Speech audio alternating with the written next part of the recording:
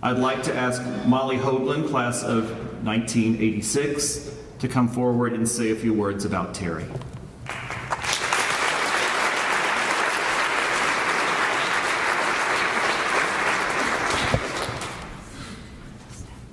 Oh yes, I need the step. The short person step. Thank you. It is a joy to pay tribute to Teri Hassid, and wonderful also that the legendary Phil Schwartz is being honored today. My 8 years as a Friends student, from 5th grade through 12th, were formative and truly happy, and they began with Teri. On a recent visit to Friends, she said to me, "We started this together." That was very generous of her, because my first day of 5th grade in September 1978, I was not in good shape. I was so nervous being the new kid, I had spent the entire weekend crying.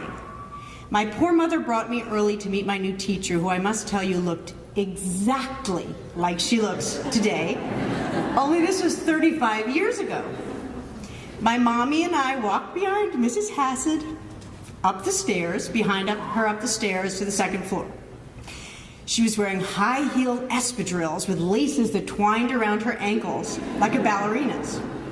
A middle school girl, even if she spent 3 straight days crying, does notice things like that. When we got to the classroom, my mother, Teri, and I, my tears started flooding again. "Please don't cry," Mrs. Hassid said. "This is my first day too, and I will start crying." With that, I knew I could trust her, and that her room and this place, Friends Seminary, would be a good place. And then, I can't believe I'm actually tearing up already. And then it was time to go back downstairs for our first morning meeting. Mrs. Hassid taught us 5th graders everything except foreign languages and gym. And we played chamber music with the unforgettable Donald Bender here in the meeting house, I want to remember. This was the late 70s, and neither New York nor Friends was the well-appointed places they are today. Though kids tend to take what adults do for granted, even we could see that Teri, Mrs. Hassid, was basically creating everything from scratch for us.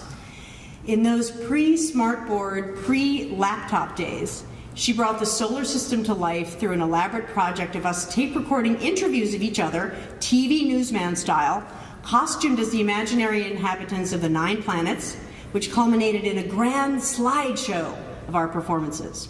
I was a Plutonian with green face paint. In creative writing, Mrs. Hassid inspired us to handwrite and painstakingly illustrate our own novels that she had bound in hardcover like real books for us.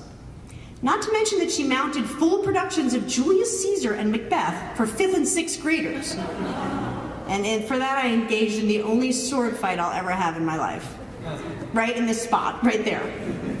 Teri abridged the plays herself, wrote our scripts out in longhand, not with a typewriter, then cranked them out on the mimeograph machine in purple and white forever.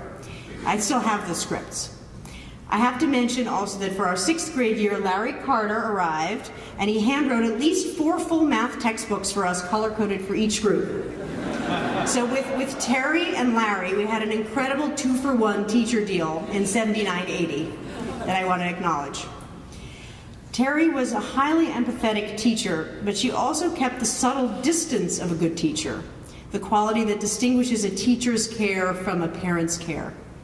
She was academically very demanding, but so fair it must have been 10 or even 20 years before she acknowledged and confided to me that I had been one of her very favorite students.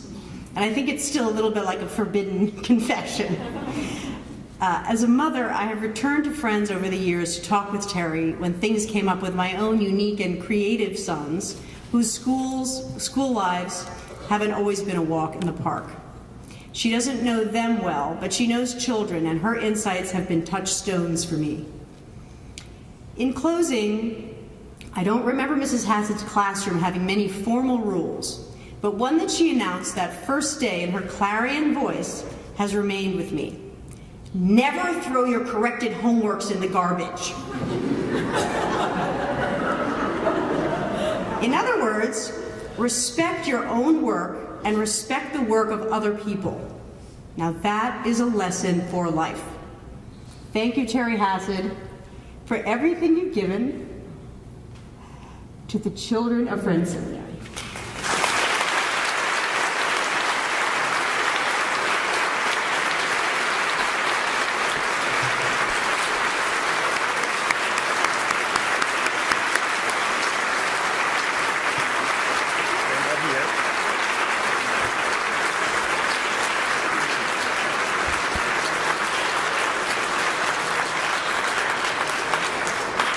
Thank you, Molly.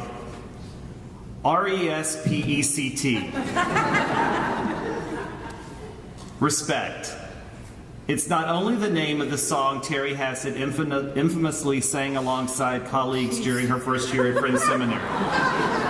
Don't worry, I'm not going to sing. Okay. According to her colleagues and former students, that moment sums up the qualities they most appreciate about Teri as a teacher and leader. Humorous, team player, and just good to be around. Also notable is her fantastic personal sense of style and fashion juxtaposed with humility and proclivity to shine the light on her students and colleagues rather than herself. Respect and appreciation for her coworkers and students is central to Teri's philosophy of education. A colleague said, "Teri respects kids. She finds genuine joy in getting to know each of them individually." Teri began her career at Friends, as you've heard, in 1978 as a middle school language arts and social studies teacher, partnering with Larry Carter. Larry, as you know, stayed and is still here, thankfully. But Teri left in 1982, only to return in 2004 as head of our lower school. During the last 10 years, Teri has fostered a culture of creativity and innovation within the lower school. Under her leadership, Spanish was introduced as the lower school language that all students study. The math and science curriculums were strengthened, and an array of electives for kindergartners was added to the program. Teri led Friends through the lengthening of the lower school day, while also overseeing a smooth transition from 2 sections per grade to 3, creating in the process the largest of the 3 divisions. During her entire tenure, Teri steadfastly championed the importance of play and remained focused at all times on the happiness and success of our students. Teri has brought faculty into closer collaboration as they sought to maintain a program that has progressive roots, but must also prepare students for higher and higher academic expectations. Her door is always open, and her office is always stocked with cookies, pretzels, and chocolate. In a variety of ways, Teri has worked and succeeded in bringing people closer together, both inside and outside Friends. She pioneered the partnership with the Learning Spring School, in which lower school students work with autistic children. For 2 years, she piloted the SEED program for staff and faculty to discuss issues of identity and diversity. She invited parents to attend Meeting for Worship, allowing lessons of reflection to continue from the meeting house to the home.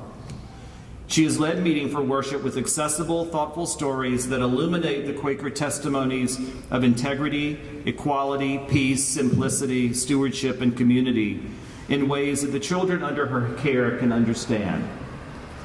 Teri has been a strong administrator because she is first and foremost a teacher. Larry Carter, once again, who co-taught with Teri, remembers some of her advice.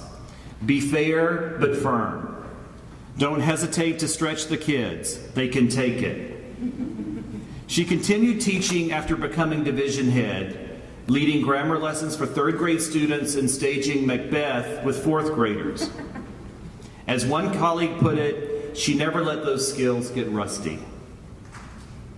We have utmost respect and affection for Teri.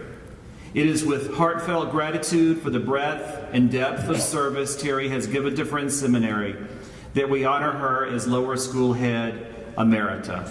Teri, thank you.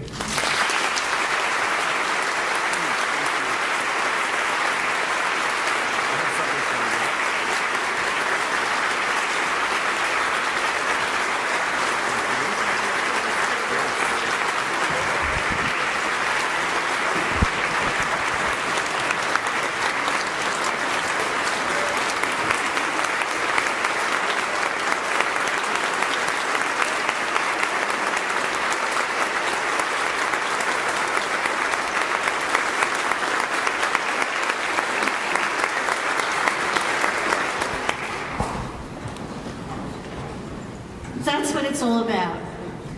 It's the children, it's the student, it's the adults that you all are, and it's what you give to the world that ought to be. And I thank all of my colleagues for that, and all of my parents as well. I do want to thank Bo and the school committee for this wonderful honor, and to be sharing it with Philip Schwartz today. It's very special. And especially my dear husband, Jack, who has listened to 46 years of all my teacher tales, and he knows all the players. He really, really does. Bo has, to thank you, Bo, for being the guide and the support of my vision for the lower school. I really, really appreciate that. And I really want to thank the faculty in the lower school who has really led and worked with the children to make this lower school so special.